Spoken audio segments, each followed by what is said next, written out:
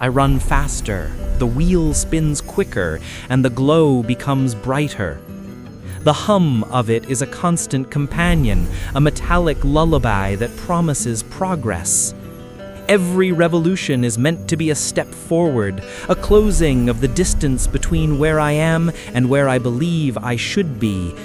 Yet with every frantic push, the horizon, that shimmering line of ultimate satisfaction, remains perfectly, cruelly in place. It's a painted backdrop to a stage I can't seem to leave. Why then does it never get closer? I have paved this wheel with the very gold I chased, and still I arrive at nothing but the beginning of the next turn. Because you measure your journey in rotations. But true progress is measured in stillness. You operate under the assumption that the wheel is a vehicle, a golden chariot meant to carry you to a destination called happiness. You see the motion and mistake it for movement. What if the wheel's true purpose is not to transport, but to transfix? What if it's a cage, meticulously crafted not from iron bars of restriction, but from the shimmering, hypnotic bars of endless potential, designed with the express purpose of keeping you exactly where you are, wanting? A cage? This feels nothing like a cage. I remember the day I forged the first bar. It was a single gold coin, earned with sweat and toil. It didn't feel like a constraint.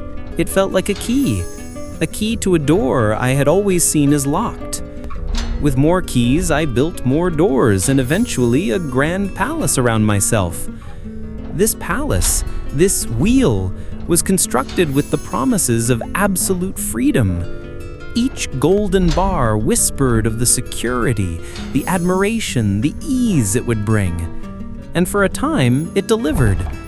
The first taste of nectar from a jeweled cup was divine. The first night's sleep on a bed of woven moonlight was bliss. But the second taste was merely sweet, and the 100th was just wet. The bed, once a cloud of comfort, now feels no different than the hard ground I once slept upon. The comfort became my new normal. The novelty dissolved into the mundane, and the freedom revealed itself to be a meticulously decorated confinement. And so you ran faster. You told yourself the nectar had lost its flavor, so you sought a more exotic vintage. You convinced yourself the bed had grown hard, so you sought softer, rarer threads. You didn't question the nature of thirst, you only sought a new drink. You are not chasing happiness, my friend. You are chasing the ghost of a memory of happiness. You are trying to replicate the sensation of that first sip, that first moment of relief and arrival.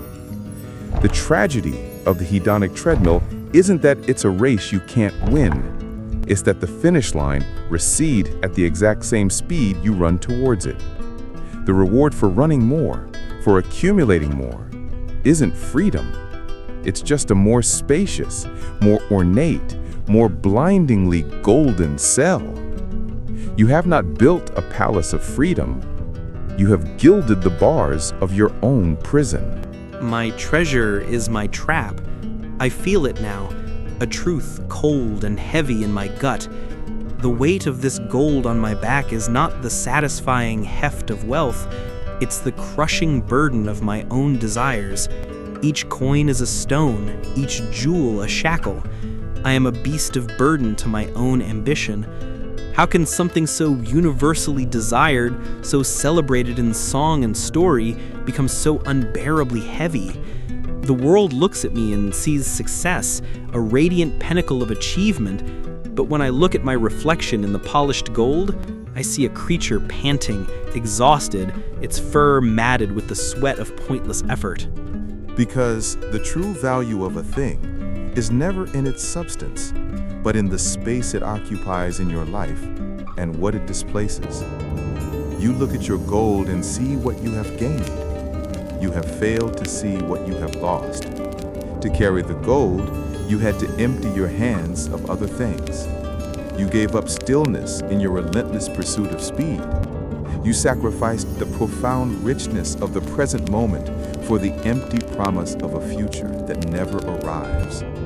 The wheel gives you everything that can be bought, but it takes from you, silently and completely, everything that cannot. It offered you the world in exchange for your soul, and the fine print read that the world was only a temporary loan, while the soul was a permanent sale. Then what am I to do? This wheel, this life of running is all I have ever known. My identity is forged in its shine. My worth is measured by its speed. If I stop running, the momentum ceases. The glow will flicker and die. The hum will fall silent, replaced by a quiet I haven't heard since I was a child. The entire structure I have built, this testament to my life's work, will crumble into a pile of meaningless, inert metal. I will have nothing. I will be nothing. The thought is a void, a terror far greater than the exhaustion of the race. No. You misunderstand the nature of nothing. You will not have nothing. You will simply be free of the burden of having. And in that space, that glorious, terrifying void, you will find you have everything else. Everything that was drowned out by the noise and blinded by the glare. You will feel the warmth of the actual sun, a feeling the gold can only reflect but never truly absorb. You will hear the sound of the wind whispering through the grass, a melody utterly lost in the monotonous grinding of the wheel. You will rediscover the simple, profound, and forgotten joy of simply being instead of the exhausting, endless task of constantly becoming. Stepping off the wheel is not an act of surrender. It is the ultimate act of victory. It is a declaration that you are more than the sum of your acquisitions. The crumbling of the wheel is not your end. It is your beginning.